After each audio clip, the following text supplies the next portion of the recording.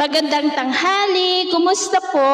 Narito po ulit ang update natin para sa lagay ng ating panahon ngayong tanghali po ng April 22, 2024 na kung saan sa ngayon po ay 3 weather system ang umiiral po ngayon dito sa ating bansa. May ridge ng HPA na umaabot po ito sa silangan ng Luzon at easterlies naman ang nakakaapekto dyan po sa silangang bahagi ng Visayas at may ITCZ naman na nakakaapekto sa ilang bahagi po ng Mindanao. At ito naman ay pinapakita ng forecast model natin pong ginagamit hanggang po sa susunod na 2 linggo. At sa lagay ng ating panahon, ngayong tanghali po ay maayos ang panahon sa malaking bahagi ng ating bansa pero may tsansa pa rin ng maulap na kalangitan with isolated rain sa ilang bahagi ng Sorsogon, Samar Provinces, Tacloban, Masbate, Tagbiliran, Bacolod, ilang bahagi ng Cebu, Caraga, silangan ng Davao at Zamboanga Peninsula.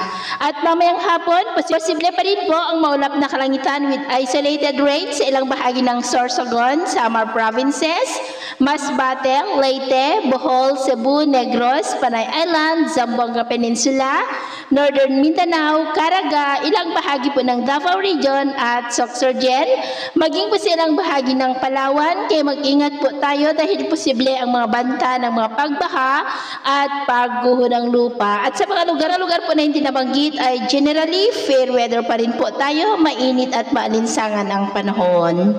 At sa atin naman pong mga baybayin, wala naman po tayong nakataas na anumang gale warning signals, pero iba yung pag-ingat lamang po kung papalaot tayo para mas makaiwas sa mga sakunang pangkaragatan.